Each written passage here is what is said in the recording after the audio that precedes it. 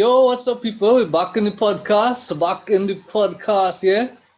And I am super excited to do this one because we have a huge guest in the pod today. But before we introduce the guest, let me bring in my co-host Jomo. Jomo, what's going on? Hi there, man. You know it is. Happy to be here. Happy to discuss local football. Life good, auntie, no? Yeah, man. I like things good. All right, all right. Well, without I'm really further, excited. So I am let's get super into it, man. excited. Without further ado, let me bring in the guest. We have a man like Aubrey David. Aubrey, what's going on, bro? I cool. What going on with all you? Happy to We, be on the show, man. Thanks for having me. Yeah, yeah, no bro. problem. Thanks for taking time out of your schedule to come and discuss football, your career, and everything, man. Yeah, no problem at all. No problem at all. Well, Aubrey, I just want to dive straight into the meat of the matter. You recently you won the CONCACAF Champions League with Saprissa. How is that feeling? I believe that you are the first Trinidadian to win the CONCACAF Champions I League, right? believe so as well. The CONCACAF Yeah, Champions League, I think so as well. firstly, it's not the CONCACAF Champions League, it's the CONCACAF League. It's something new, something So it's not the same that thing? just no, it's not the same thing. Okay. It just started maybe like a year ago or 2 years ago. So yeah, I am the first Trinidadian to win that league, thanks to God. And it was overwhelming actually to win it because that is the first title I ever won with Saprissa, Okay. and it wasn't easy because we played some quality teams from El Salvador, from Honduras, from Belize and these countries, and to win it all against all these top teams, it was a good feeling. Okay. Let But me ask you. how? Let me ask Go you a ahead, quick go ahead, Jomo. question. Go ahead, go ahead, go ahead. Just ask my first quick question, Aubrey. In Mhm. terms of playing style and your playing position. I think he was one of the most versatile players we have because I've seen him play at right back, centre back, and left back. But Mhm. what is your preferred position? At least for the national team. What is your preferred position? My preferred position, well, yeah, I played all those positions, and it all depends. It all depends on the coach and the style of play. Because me, I like to get forward and be included in the attack is no problem for me. So if it's that type of football where the wing backs have freedom to get up and get back, then yeah, I would prefer playing wing back. But if it's with a style that I can stay at home wing back, then I'll prefer to play centre back. Because for me, I had too much energy to just be there playing centre back. Mm, But if yeah. I had the freedom to go up and down, then I want to play wing back for sure. It's more fun. Okay, so I was in a back three. I prefer to be one of the man Yeah, markers than the keeper. in a back three, yeah, I would prefer to be one of the ones that man marking instead of being the libero in the middle. So it's no problem. Just most important is if I on the field and included in the plan and stuff. All right, no Oh, problem. Take it oh, away, Dave. yeah. Aubrey in Trinidad? Huh? Are you in Trinidad? No, I'm in Costa Rica right now. Or the league on hold, or you're playing football No, right we now? we we playing football. The league going on. We actually on the third round of football, and then we headed into semi-finals and finals, which that should take us to December. The league would be locked off, but we playing with some strict rules. We play with some Semi-finals strict and rules. finals, that the cup. No, that is actually how the league is. Oh, okay. The league is actually like 3 rounds of football, and then the top four teams, semi-final and final. That is actually how the league is. A Oh, little bit different is that than kind of round robin kind of thing? Like a yeah, World kind Cup. of different from like the Premier League where whoever finished with the most points win it out. No, it's different. You're going into semi-finals and then finals A kind of after the Okay. three rounds CPL of kind of football. thing, boy. Yeah. Yeah, I see that kind of thing. Yeah. Well, how COVID been treating you, bro? It's been tough. It's been tough for everybody in terms of the football because it had a period that we had to actually stop and we had to go into quarantine because three of our players tested positive. So we had to actually be doing training via Zoom. We had to do spinning classes because the team gave each and every one of us bikes. So we had like gym session in the morning, spinning classes in the evening, just to make sure we stay in rhythm. So when the league start back, we wouldn't be like totally out of form. Yeah. And then when we started back the league, the games was coming rapid. It was like Wednesday, Saturday, Wednesday, Saturday, Wednesday, Saturday. So it was like less time to recover and more games just coming. So we all had to adapt it, and also there was different rules for training in terms of we were only allowed 7 players in a dressing room, and we were only allowed to do physical work without any ball because we had to maintain the distance and all that stuff. So it was a little bit strict, but by now everybody's coping with it because it's been like months during this pandemic. So everybody's coping with the new rules and that stuff. When you say Zoom sessions, how that does work is like classroom session. Basically, yeah, everybody had a phone and the the manager send the link, everybody log in, and I guess there's a training coach for the spinning classes. So he would have everything up, set up. So for example, if I using a laptop, I would be seeing my other teammates, I'll be seeing him, and he giving the instructions and that stuff. Basically, it used to be like an hour. So sometimes we'll have spinning classes, or sometimes we'll do like a video meeting, watching other games, watching our highlights, and sometimes we'll do it like gym sessions. Also, you do like tactical sessions and things too, you Yeah, know. we do tactical session also. So by the time we come out of the quarantine, we already know and we already have an idea in we head that what we looking to aim at and that stuff. Okay, cool. Well, before we go into the next part, Jomo, you have anything? Have any question? Yeah. How is the football in Costa Rica? We know Costa Rica is a top country in CONCACAF, as opposed to I know you played in the US. Yeah, I know you played locally here in Trinidad. So how is it different for somebody who will currently playing in Trinidad and thinking about coming across to Costa Rica or would have an opportunity in Costa Rica? What you would say makes the football different? Is it faster, more technical? How is it? Well, somebody who playing in Trinidad and coming to Costa Rica, they'd have advantage because basically 90% of our players have speed, 90% are like physically strong, so they'll have that advantage because here the players not that fast. They're not that fast and they're not that strong. Here they more depend on technique and tactical play, a lot of like tiki-taka football. So a player coming from Trinidad would have the advantage of being fast and being strong, but he would be at a disadvantage in terms of the speed of football because in Trinidad the football is much more slower, sometimes much more direct. So when he come across here, you just need some time to adjust to get accustomed to the tiki-taka football and the speed and that stuff. But that is the main difference with the football in Trinidad and in Costa Rica. It's just it's more technical and tactical. So then, what do you think, from your observation, gives Costa Rica the little edge over us when we would play? The better facilities, better training. What do you think giving them that edge when we play them? Well, I would never say that they're more talented than us because we know that in Trinidad we have a lot of quality. I just think maybe it's the mindset because being from Trinidad and playing in Costa Rica, I get to see the both sides of it. Yeah, yeah. And in Costa Rica here, football is like a religion. Football is the #1 sport here.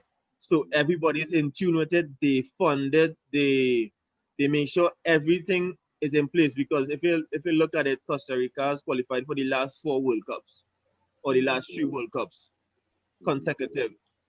So you know for sure that they're putting emphasis in it. So the training facilities, the professionalism, all of that stuff is what they would beat us with.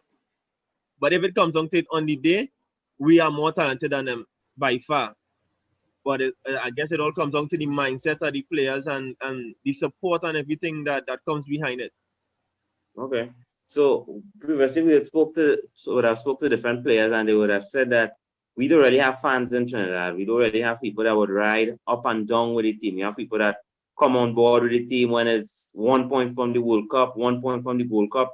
We play Mexico and it's a tight draw, but the 2-0, the 3-0 is immediate criticism of the team, immediate criticism of the players. why this one not playing? You know how Trinbagonians are. What do you think about that? Well, it's true. It's true. We basically have, as you call them, so-called bandwagoners. When we high, everybody riding, but as soon as the results not going our way or we're not playing as well, everybody jump off the bandwagon. So that is what we have. But as I said, getting to see two sides of the coin across here, I would talk, for example, in my club.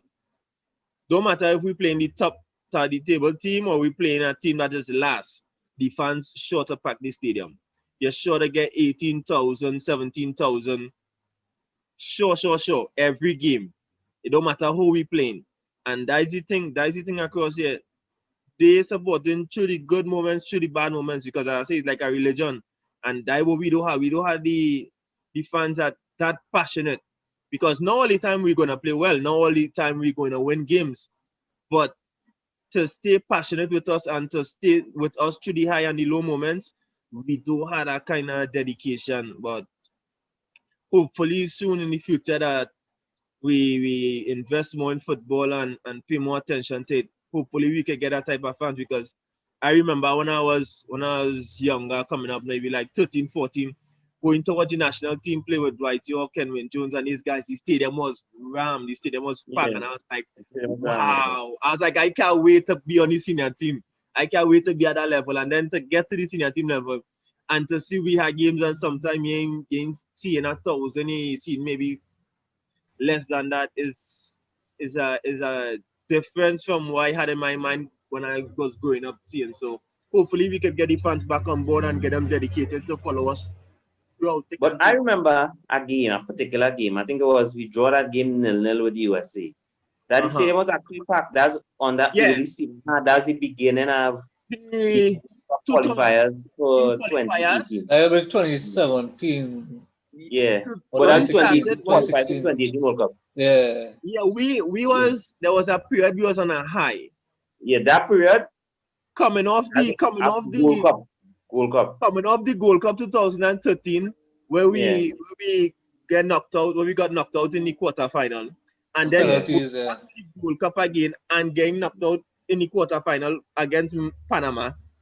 Yeah. Then going into the World Cup qualifiers, coming out the group first, that period we was on a high. So like That period was high. the stadium was rammed, the stadium was packed, and the whole environment within the team and within the country, you could feel like, yes, boy, the country riding with us. And we had the confidence that, yeah, we had to qualify. This is the time we go and qualify.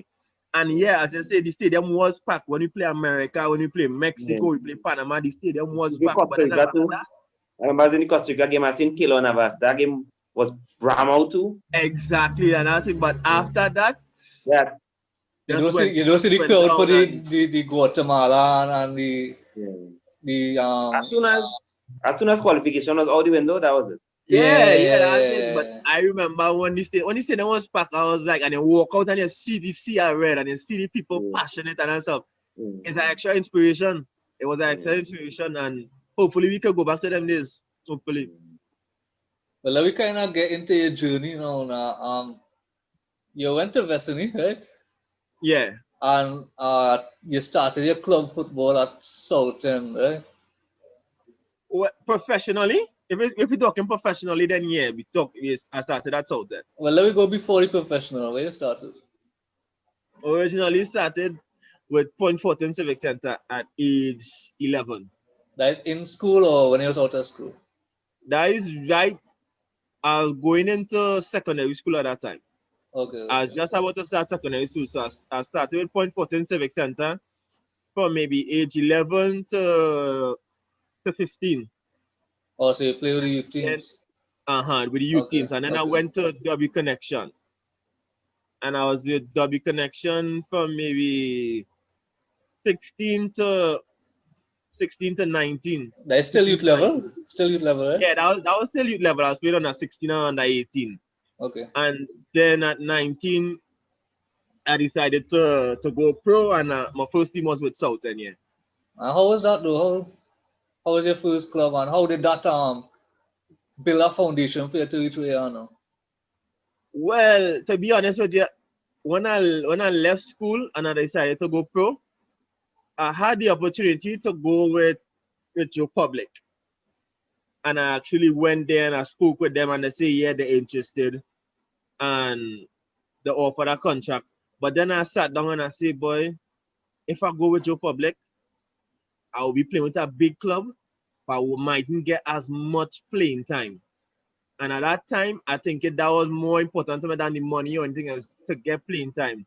And Southern has just came in the league and it was close to home also. And I said, boy, if I go to Southern, mightn't be as highly paid or a big club as Joe Public, but for sure, I would get playing time and I would get exposure and experiences during that season. So that is why I actually opted to go to Southend.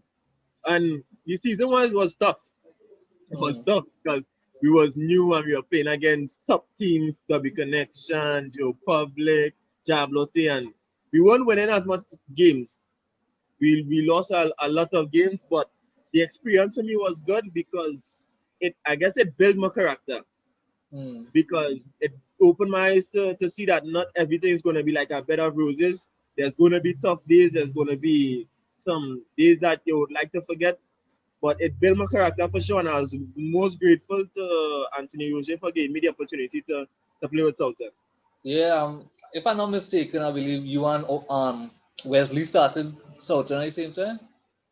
Yeah, basically, me and Wesley was like twins, inseparable, because we actually started investing together, and then I took him to Civic Center, and then after Civic Center he took me to W Connection, and then from W Connection we went to Southend together. So we basically grew up like twins, never apart. So we both began at Southend together.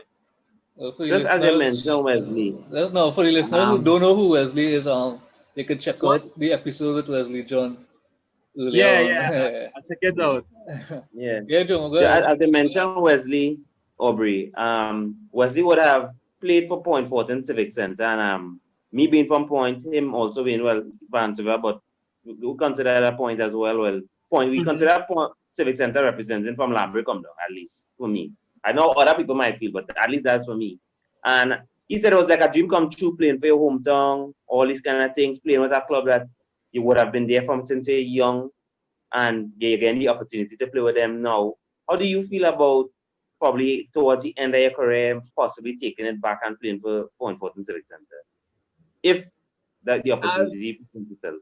as you say, if the opportunity arises, as you say, one time I go on, because as I say, it's a dream. It's a dream to actually to play for your hometown team, a place where you grew up, and then actually get the chance to actually play for the football team in a professional environment and stuff. It's a dream.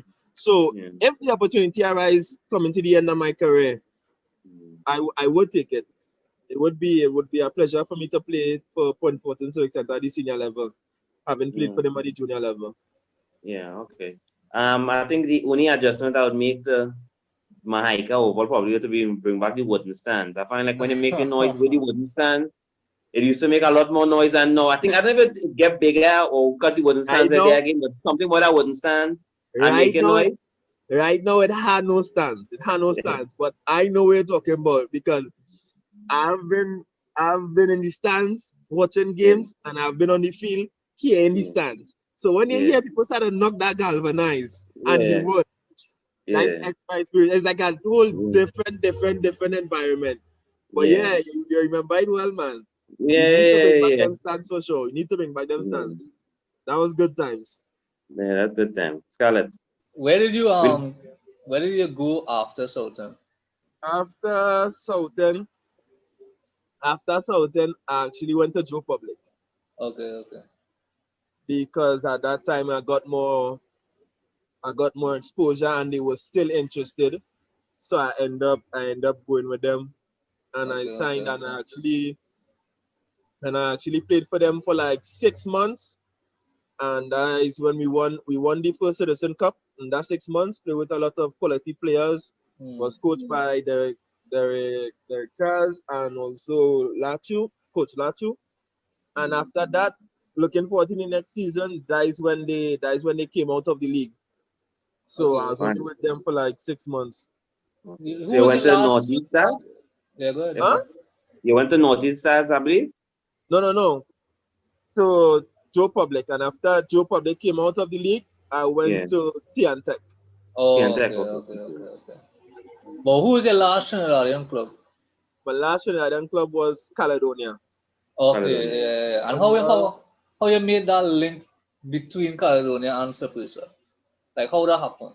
like how I actually got outside of Trinidad. Yeah, yeah. Yeah. How you got scouted?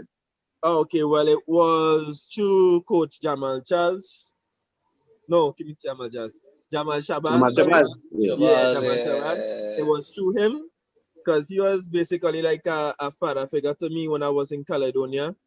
Guided me, made me more mature, made me more intelligent player, better player.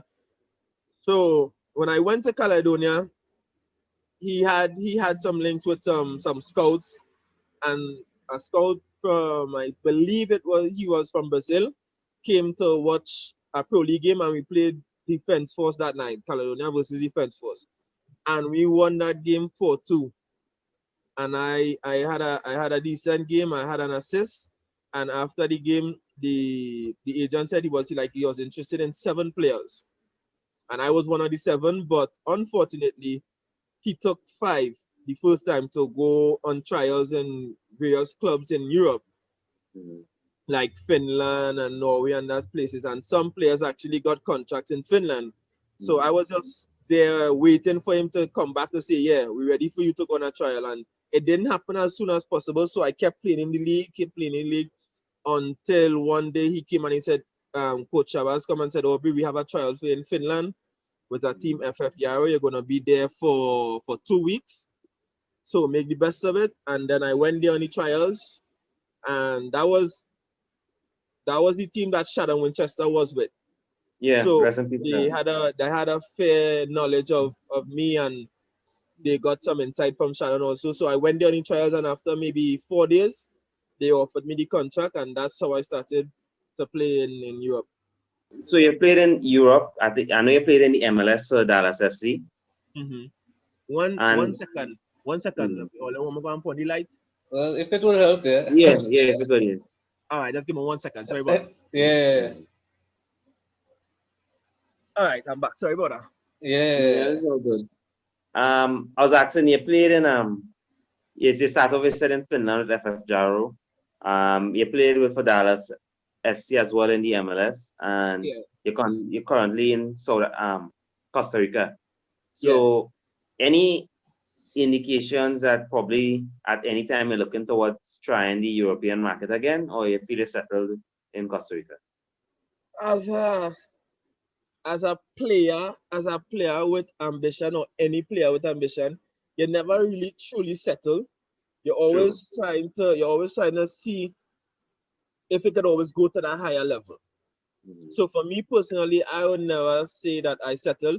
I'm very contented where I am, and I'm happy to be in Saprissa. But you're always aiming to something better and bigger. So if the opportunity comes to play in Europe once again, and it's a good opportunity for myself and for like Saprissa, then I would like to go back to Europe and play at a high level, of course.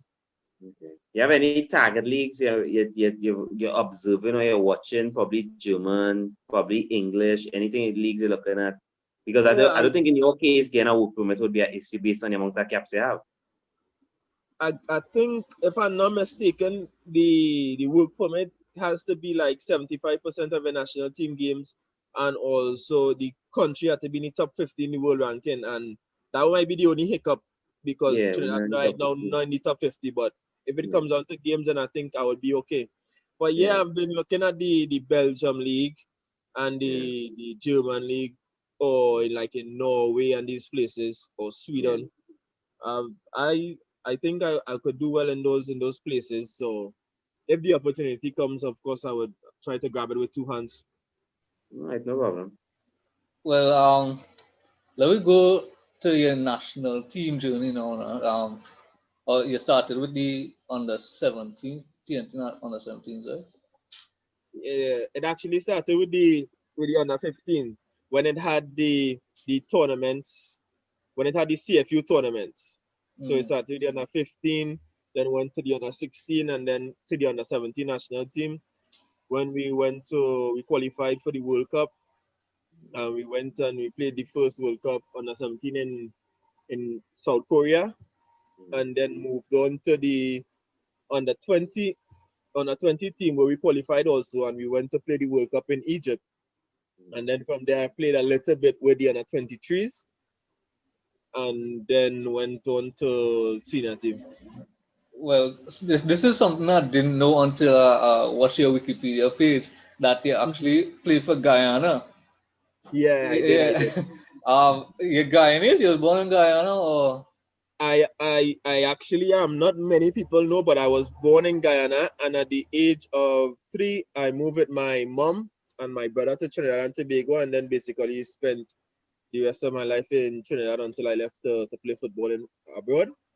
So yeah, not many people know, but I actually am Guyanese, and this all happened through, as I said, Coach Jamal Shabazz, because he's Guyanese also, and he was a part of the Guyana national team. So when he found out, he gave me a call, and at that time, Guyana was going to play in the hex of the World Cup Yeah, because they had just knocked out Trinidad, yes, and it yes. was. So you was on that team and of Trinidad. No, I wasn't. I was Oh, actually at that time I was on the under 23 national under 23 for Trinidad, and I didn't make the final team. And then after I didn't make the final team, he actually gave me a call, and we actually sat down and spoke about it, and I had to give it thought. It was like one of the hardest decisions I had to make in my career so far, and I had to talk to a lot of people and the pros and cons and that stuff. And then he actually sat down and said, "Okay, listen, we are going to play 2 friendlies. We're going to play in Jamaica. We're going to play Panama. So you can come and play. If for some reason you don't like the setup, you don't like the environment, you're free to go back to Trinidad and play." And then I said, okay, basically I don't have anything to lose. And at that time I was younger and not, I wouldn't say I wasn't so intelligent. I just wanted to play World Cup qualifiers. All I was thinking in my head is World Cup qualifiers. yeah, you didn't look at the bigger picture. Mexico. Yeah, I just thinking Mexico, Costa Rica, America, these things. I was like, wow, I want to play at them. And at that time, I was in a place that I wasn't really thinking that straight because I was still carrying the emotions of not being able to make the final team for the national under 23. So when that happened and then the transition to this opportunity, I was just like, yeah, none to lose. And then I went for it, and that is how that came about to play with Guyana. When the How two it come cups, from the local? It was only 2 friendlies actually. It was only 2 friendlies, and I actually was on the bench for the 2 games. We played Mexico first in Mexico in the Azteca Stadium, and I was there on the bench, and we were losing like 3-1. And Coach Chavez said, "Aubrey, warm up, get ready." And I was actually on the line waiting to go to get subbed in, and then we came and we scored. And then the coach was like, "No, don't stand on the defender. Like, you just try to go and win it." And then I'm telling him, "Okay, Aubrey, come back, and sit down." And then we went some days after to go play Costa Rica in Guyana. And I was on the starting team the day before the game. And I was like really hyped. I was like, yes, they have a chance. And then day of the game, I wasn't on the starting team, I was on the bench. And then after the game, I didn't speak with Coach Shabazz or anything like that. I ended up coming back to Trinidad. And then he actually gave me a call and he said, "Aubrey, you couldn't play because the paperwork wasn't finished. So that is why I had to not play at all." So and then after he said that was it, the paperwork wasn't finished and it wasn't set up right, so it wasn't really official that he could play with us. And then that's how I didn't get to play for them. And maybe like a month or 2 later, I got called up to the national senior team for Trinidad and Tobago. Okay, so I think the best decision came to the 4 in the end. At the end of the day, as I always say, God is in control. We always could try to go wherever we want to go, but at the end, God has the last say. So I guess that was His will for me. And as I told you at that time, I wasn't that intelligent at the time to actually sit down and think about all the options and that stuff. So I actually went my way and got them and saying, hey, yeah, Come well, back. we're so come back right here. So I I say it grateful at was the end more of the day naive, for the man. experience. I Huh? say more naive. I say it was probably more naive than unintelligent. Probably more Exactly. naive. Yeah. Exactly. Because you know when you're at that age, as Kenwin say, that is the I know stage. I know this, I know that. I want to play, I want to do. So probably at that stage, you probably wasn't seeing the whole picture. And well, God is the boss at Exactly. the end of the day. And at that time, as I said, I had a type of hunger that I want to get out. I want to get out of Trinidad. I want to go play Europe and that stuff. So that hunger and being naive at the same time drove me to make those decisions. But at the end of the day, I was grateful. I was grateful that I actually got to experience that. So I could actually get to see that God ways the best way at the end of the day. And I'll always be grateful for Coach Shabazz for taking me underneath his wings and grooming me and showing me different sides of football and helping me to improve not only as a football player but as a person as well. So yeah, we talk about your move from the senior team. Um, I wanna ask like a question, like something that a lot of people would call Trinidad's most exciting moment in recent years. The World Cup winner, the qualifying winner against USA. That did deny USA a World Cup spot. You was in that squad, right? No, I wasn't in that squad. I was actually suspended by the TTFA for 2 games for an error that I made, so I was left out of the squad. So I Or field wasn't. error or a red card. That was when I got banned. Me, myself, and Jamil Boswin. We got banned for playing minor league like a week before games. So we got Oh, banned, and then we got banned for 2 games and fined. So I wasn't a part of that game against USA, but it was an exciting game. how like being you was in the stadium for that game? No, I was actually in Finland. I was actually in Finland. I Oh, was okay, actually okay, playing in okay. Finland. So So you didn't to see it watch it. live. No, I didn't. I had to watch Oh it shit. on a laptop. I didn't get to be in the stadium. Well, how Yeah. was that feeling though? It was it was like unbelievable, especially because of the moment of the match from Alvin. Yeah. Because I was actually watching it with some teammates from Finland, and when I saw Alvin sizing up to shoot it, I was like, yeah, I know he have that range, but to see the way the ball move and to actually see it hit the back of the net and the whole environment in the stadium and that stuff, I was like, wow. I was actually proud to actually be watching it with some teammates from Finland to let them know, yeah, they's Trinidad, they's what we have. And I was actually proud to watch that game and to see we pull off a win like that, and to see the way the guys played and the way they fought until the end. It was amazing. It was an amazing game And to watch. Howard is that? Howard is not easy keeper to beat too. So Yeah, from I'm not that, going to say that there's not an easy keeper. Then there's a Premier League keeper he beat from that range. That's not, Exactly. Because I played against him in the MLS when he was with Colorado, yeah. and I was with Dallas, and I played against him, and I actually saw some amazing saves that he made. So to actually see Alvin beat him from that distance with that wonder strike, it Yeah. was it And him seeing the was ball all the way. So he huh? wasn't shadowed. He saw the ball coming all the way and to get beat from that Exactly. distance. Exactly. He had no excuse in the world to say that he didn't see it or anything like that. It was just too good. It was just too good. Let me just touch on two things, go ahead, go Aubrey. ahead. Um, you mentioned Jamil Botswain. I know Shaquille Dublin and a number of players actually from the Point Ligu area look up to Mm-hmm. you as a bigger brother, as a probably as a experienced footballer and a national player. How does it feel to have the admiration of plenty of the younger generation coming up and using you as motivation to get outside of Trinidad? It feels good. It feels good to actually to be an inspiration to younger players, because I remember myself when I was younger, I look up to players in my community, look up to players like national team, players like Dwight York, Kenwin Jones, Latta P, Renald Carrington, all of these guys. and to actually have like idols like Ronald Carrington in my community and Leroy Dillian and these guys. I remember how it felt. So for me to be in the position now to inspire others, I take it with great honor and great privilege, and I try as much as possible to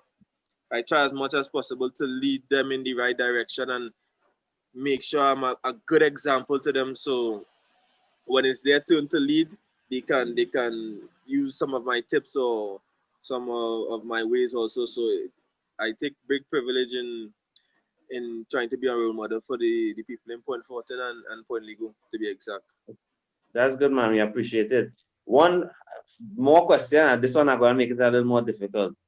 You were a fundamental player under Stephen Hart from the high times where we draw forward with Mexico, we draw through with Mexico, the deep quarterfinal runs with the Gold Cup, etc. Then to come a little bit with that hype with Stephen Hart starting the 2018 World Cup, and then we went on a bit of a downward spiral in terms of we only won against Panama, and we had some hurtful losses in that World Cup process, and then under Dennis Lawrence. So how was the contrasting emotion to be actually holding our own against Mexico? And I think, if my memory serves me correctly, in the fall draw, we were actually beating Mexico until Guardado scored an amazing goal. So how was it like? What was the transition like from being at the mountaintop to then being almost in the valley? First to begin for that fall game against Mexico I will never be forgotten. That I guess that's maybe my best game for Trinidad and Tobago or best moment ever in Trinidad and Tobago football. And as I said, honestly, we was in that time, we felt within ourselves that we were unbeatable. I felt so as well. Bring whichever team you think is good against us, and we had that belief that we going with 3 points. Because after that Gold Cup, Mexico came right after. They said, no, we were game. They were friendly. Just to prove that it was luck that we had. And we won again 3-all. And then after that moment, we went into the qualifiers. In the group, we played Guatemala, we played St. Vincent, and we came out on top. And we were just on a high. I guess the whole vibes in the camp, the whole team camaraderie, the whole environment, it was just like more together. It was like a tight-knitted group with belief in each other, and there was just only good vibes flowing. And then we got to some hiccups in the road, and result wasn't going away because we started the first game in the head with a loss against Costa Rica 2-0. And then we went to Honduras and we lost 3-0. So it started to go downhill from there. And I guess we never really got chance to unite again and to form again, to be strong. And then there was the changes in the coaching staff, and then came in Coach Dennis Lawrence, and we continued fighting to try to gain a spot into the World Cup, and it never really worked out for us, and we never really got results that was favorable to us. And it was a big contrast to actually being on that high to hitting that low, to not qualify to the World Cup, because we actually believed that was our time for Trinidad and Tobago to be back in another World Cup, and it didn't work out. So it was a difficult period to swallow, because going from that high, it was to ending up not qualifying. It was a big disappointment to us. And for me, I was too young for 1989, so 2006 would have been the best World Cup campaign I could remember, and I felt shades of 2006 in the early 2018 campaign. I'll talk about 2 games: the 0-0 draw with the USA in the group stage, and then the 2-0 loss. Even though we lost 2-0 to Costa Rica, I felt we had chances. I didn't feel we were totally out of the game, but I guess that's just the way the cookie crumbles, and things didn't just go away. Even there were games that we were amazing. Like if you think about the game against Mexico at home, when Joven Jones scored and The offside goal. disallowed it and that Yeah, stuff. Right, We had some amazing games. We had some amazing games, but the results at the end of the day never really went our way, and we were I out think of we the beat World Cup. St. Vincent 7-1 in Trinidad. 6-0, 6-0. 6-6. Yeah, we beat them 6-0 in Trinidad, and we won 3-2 in St. Vincent. That is when Levi Garcia made his debut and he scored a double. Yeah, so we at that moment we was untouchable. We could say we was It untouchable. seemed like everything was coming together at the right time for that campaign, and then it just kind of didn't take off. But and at that time, as you said, I got to see 2006 World Cup. So like when everything was just coming according to plan, everybody had that vision in their head. 2018 is we won. 2018 World Cup, we go in there. So everybody had that belief, and then to see it not happen, it was a big disappointment for us. And happening that way too. It's not like if we finished just outside the top 4. We finished dead last. And it should not happen now. It should not happen now at all. I feel so as well. I felt this is my personal opinion. I felt that Stephen Hart should have been able to see out his project. Because even though they changed and they brought in Ben Haka at a similar point, and Ben Haka worked for us, I think that kind of, it was a Ben Haka type coach for me, coming in at that point, okay, but I guess that's just, without going into much specific, that's just how it is. I don't know how much you could speak on that. But Personally, me, I don't like to speak on it because it's not really my style. I prefer to get on the field and play. So I really wouldn't like to touch on the subject, but as I said, those were experiences. They were good ones, they were bad ones, and I get to experience both, and I've learned a lot from the experiences. That is the most I would say. But the next World Cup 2026. The next World Cup 2026. God willing, and you just skipped 22? No, sorry, 22. My bad. The next World Cup. Sorry, it's 20. Where the American? No, it's 2026. I skipping 2022. Oh, you're talking about the Mexico. That time I go have a walking stick, man. That time I go have a walking stick. It might be too old for that one, but I feel like now, no?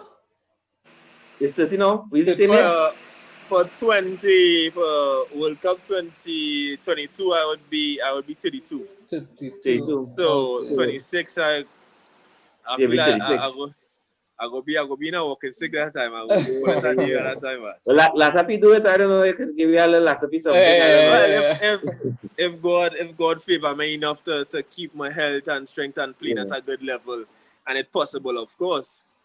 But I think that 2026 is a real good chance for us with the World Cup being in Mexico, Canada, and the US. And I mean, 2022, we have, I just see the proximity to home. A lot of Trinidadians could be, once you get to that World Cup at that stage, it's easier for a lot of Trinidadians to go to the US, Mexico, Canada. So I'm hoping for 2022, but 2026, I think we should put some kind of program to make sure we're there at that stage. And it's also because 26 would be an extended World Cup. You'll have 64. Yeah, it would be extended World Cup. It would be a better chance for Trinidad to be there. And USA, Canada, and Mexico get automatic spots. So it kind of becomes kind of outside the way. True, exactly. And that's what everybody have in their mind, that one is a must go. That World Cup, we must be there. And as you say, if we start up a structure in place for that World Cup, then I think we go have a head start. And as you say, those teams being hosts all automatically qualify, then there should be a 90% chance that we must be there.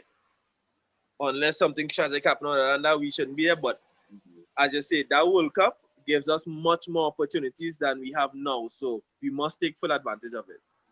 I mean, 26 is a long time from now, but you think we will be favorites to reach our World Cup, given the state of Trinidad football now? As you say, it's a long time away, and with the state right now, things not being on the bright side, it's difficult to say. But hopefully, in the near future, we get to change the circumstances around and start and start focusing towards that World Cup. Hopefully, you could be part of the coaching staff or something by then. I was started work on the coaching license one time. I just want to track back to last year. Obviously, we talked about the 2013 Gold Cup. And let me talk about the complete contrast to the 2019 Gold Cup. Like, that was, for me, watching that whole tournament was very frustrating. And I I think I think, deleted that tournament out my memory. I think you, Levi, and maybe Molina was there? Yeah, Molina was it. Yeah, you, Levi, and Molina was probably one of the best standout players at that tournament. How was that tournament for you, though? That tournament was a little bit frustrating, not because of the tournament itself, but was leading up towards the tournament for me personally, because I applied for my visa in March in Costa Rica, and then they told me that they have to run a process check, and that could take like 3 months, and it actually took more than 3 months. So when the final Gold Cup team was picked, I was actually off the team because the deadline had passed and I still hadn't gotten the visa to go to America. So it was frustrating to me, but I still kept faith and I still kept working. And then like a day, 2 days after the team was picked and everything was submitted, I got the visa and I actually got permission from CONCACAF to actually join the team.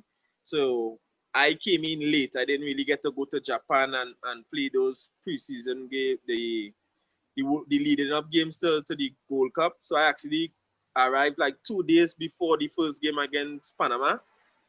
So I really didn't know what was really going on within the team, but I think we had a good chance of coming out of the group if we had won that Panama game. I think Because looking on paper, that was a group that I was expecting Trinidad to come out from, because I see Panama, who we beat in World Cup qualifying.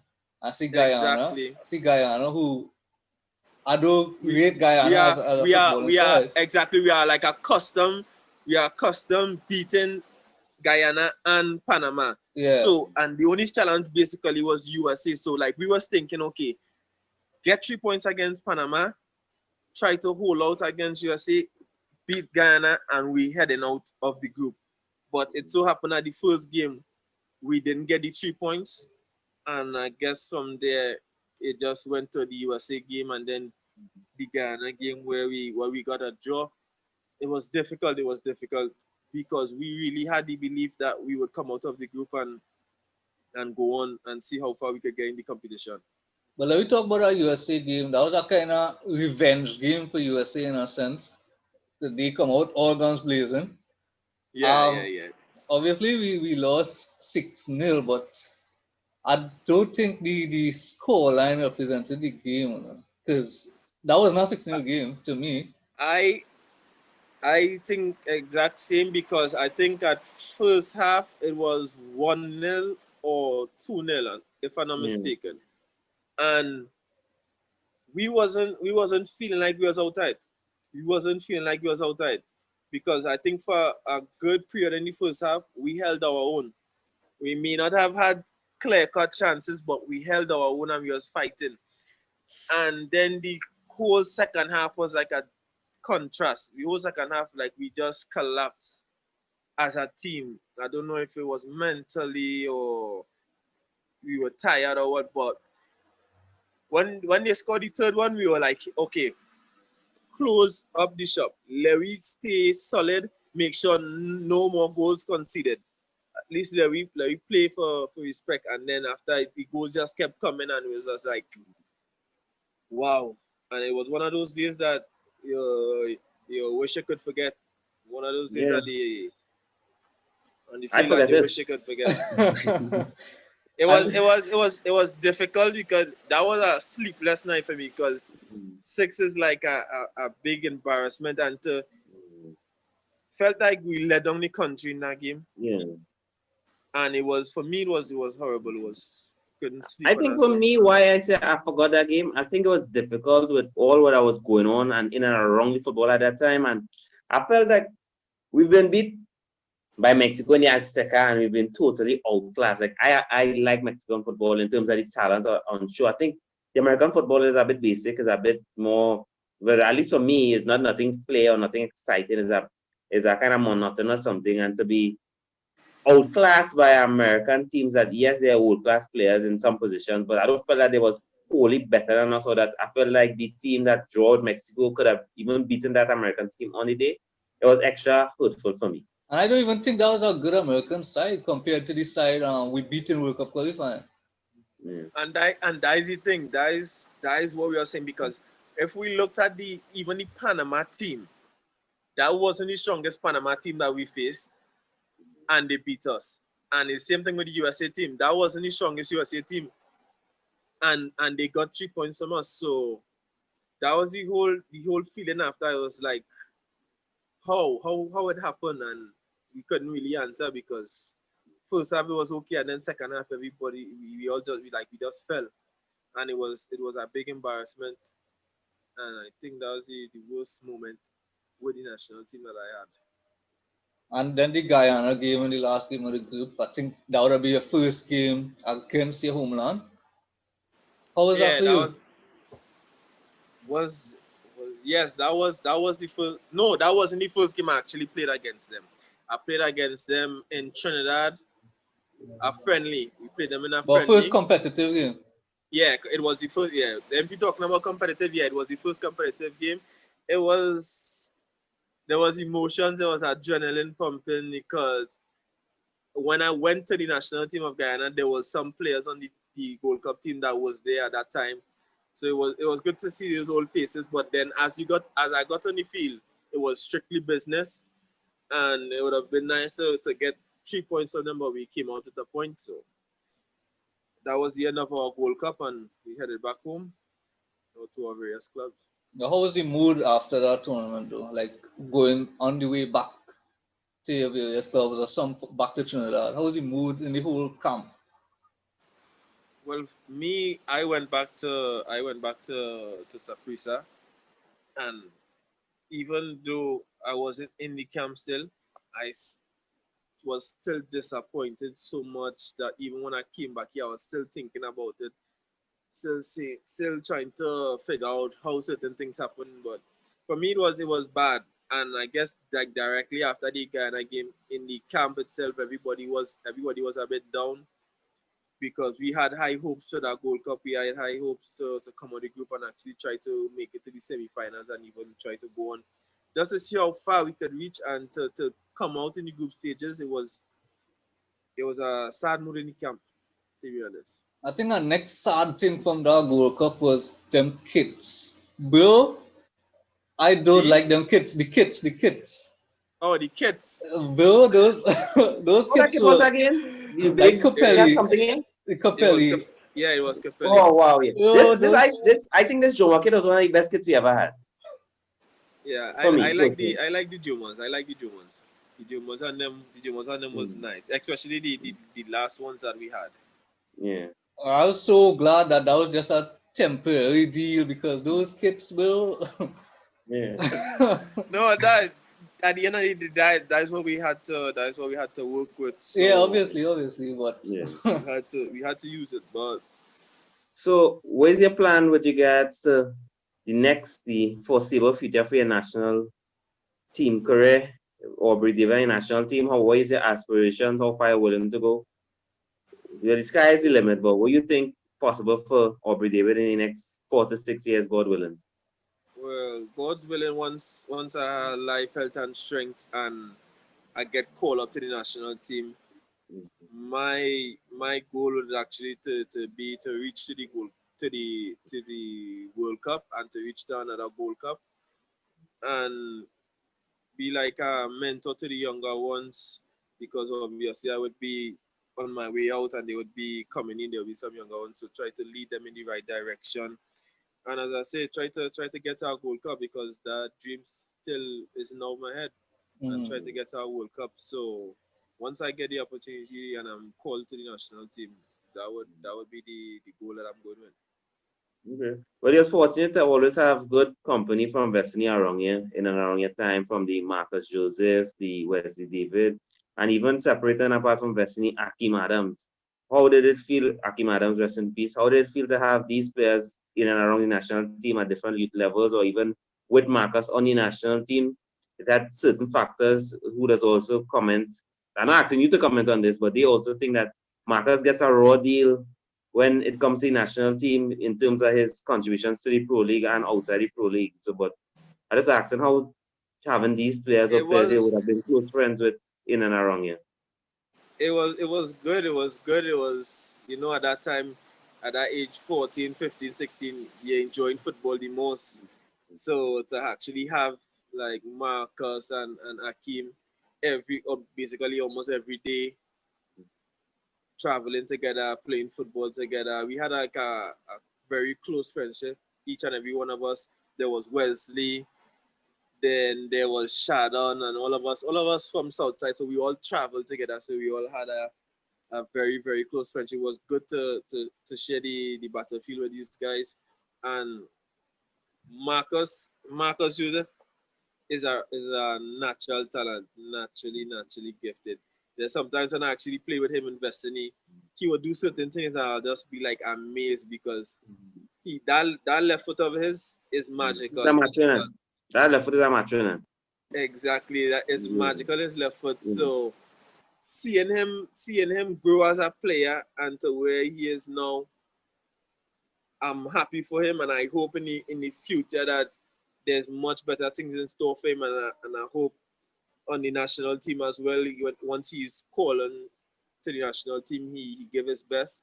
But I'm very proud of him, very proud of Wesley as well, and the other South guys. Rest in peace, Akim Adams. Rest in peace, Sharon.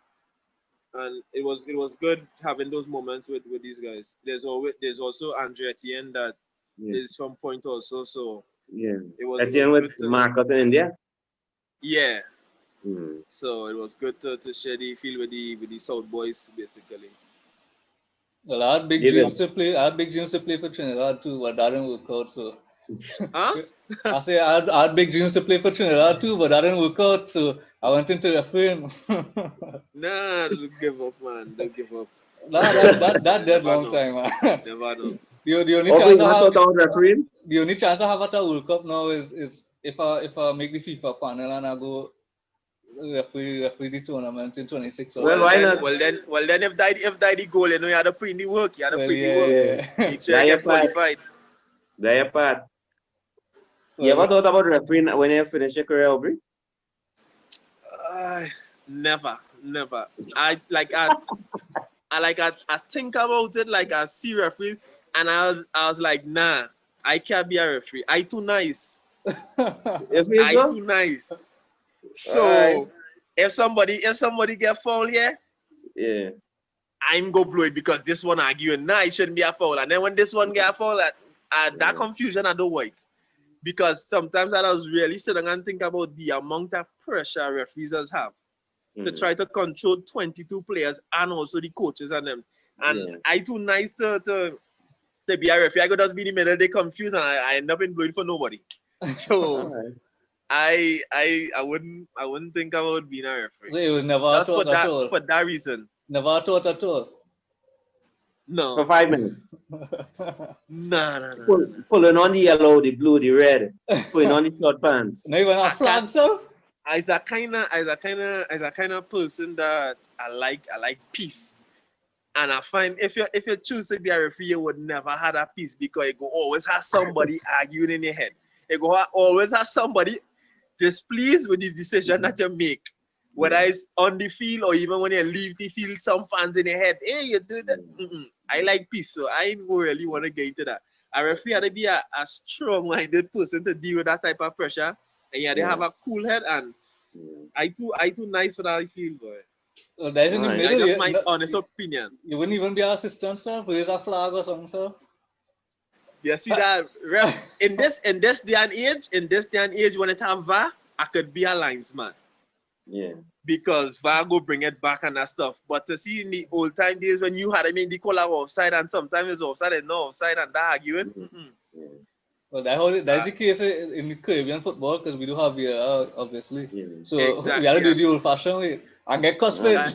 Exactly. That's too much pressure. That's too much pressure. Yeah. Too much people in your head cussing Ref, and you wearing going on and all goggles. that kind of thing. Ref, you wearing goggles. Ref, all kind of things. Ref, We you're don't say blind. What it. kind of thing? Yeah. We don't say it. We don't say it. Especially as a era one, and you're next to Yeah. the Next to the technical crowd. staff. Yeah. Oh Yeah. God. I remember for the CFL, I do a game in Destiny. Gonzal versus Labre. Why? I hear it. I hear it. You get cussed. What they tell me they forget? Nah, it's tough. It's real tough. It's real tough. And you know how, especially when you're going to the communities to coach, Yeah. to referee them Yeah. minor league games. Yeah. You had to have your keys in your hand, you know, because Yeah. if the fans and them ain't like how you blowing, Correct. Yeah. there's some people Correct, run on the field and fight, and Yeah. you have to have your Yeah. keys in your hand ready to start your car to go, because Yeah. I see it happen to referees before, so I ain't gonna lie I to feel you. like in the pro league, it's a little difficult, but you see the community leagues where your neighbor is the man right up the road, there's a lot of egos and these things. Yeah, I like peace too much to try to be a referee to get that kind of cuss and all kind of thing. 'Cause I find when you cuss me like that, I done. I don't want to do it. Take the flag, take the whistle. I go on. I can't do that. You ever get a red card playing for Trinidad, Aubrey? Not, I can't remember any. No, for Trinidad and Tobago, no. Oh, okay. I really get red cards in my career. I got one with Dallas in the MLS, and with the 2 years that I've been with Saprissa, I got one. That was way back in 2016. I never got any in Finland, and basically that was it. Not really. Well, keep that up, because I don't want to reach CONCACAF and FIFA level and have to send you off on I'll try my best. I'll try my best. Well, as we try to come to a close and wrap up this within the hour, we talk a lot about your life in football. But how is Aubrey like outside of football? As I say before, peaceful person. I like peace, so I would just be if I'm home in Trinidad, a regular day with me, I wake up, play with my nieces and nephews. Then my friends and them go come over, we play some game. Maybe we buy something to eat, we rock back. Then in the evening time, we go and sweat a bit. In the night time, come back again, play game. And that is it. More simple, though not really the party type and that kind of stuff. So I just spend time with the family and friends in a close circle. Don't really leave the community that much once I in Trinidad. And he's a man of faith too. Yeah, of course. Mm. Where God have a big part to play in my career and where I is so far. So always have to give praise and thanks for what he has done for and always be grateful. Always. In terms of the national team, other than let's say Wesley and Marcus and these players, who else does relax with on the team when you're national team duty? On the national team, there are a couple of my circle. My circle would consist of Michael Williams, Keevan George, Leston Paul, Nathan Lewis, Daniel Cyrus. Yeah, that would be basically my circle. I'm more hang out with these Defenders guys. Union, boy. yeah. Defenders Union. Defenders Yeah, Union. something like that. But yeah, that is my crew, man. That the guys I more hang out with. I was mostly roommate with Keevan George, so we spend a lot of time conversing and that stuff. Okay. That's good company to be around though still, yeah. Yeah. Keevan is a great guy on and off the field. Very hardworking guy. So yeah, it was a good Just like yourself, so I try to be. Yeah. Well, Aubrey, bro, it's been nice. We could talk all day, but I know you have to get back to your duties. Yeah, no problem at all, man. It was a pleasure actually getting to sit down and relax and unwind a little bit with you guys. So it's Well, been my I pleasure. hope we could Thanks get for you taking the on. time coming I on hope we the could show. get you on for a future episode. Yeah. Yeah, whenever you guys ready, just let me know and I go be there, man. That's no problem at all. All Yeah, right, no Jomo, problem. Thanks for taking the time out coming in. We appreciate it. Thanks for being a motivator and a mentor to the youth, particularly from my community at Point Fortin. We appreciate it, and we appreciate you flying the flag for Point Fortin, for Point League and as well for Trinidad and Tobago. We appreciate it, and we appreciate you taking the time to come on by us, brother.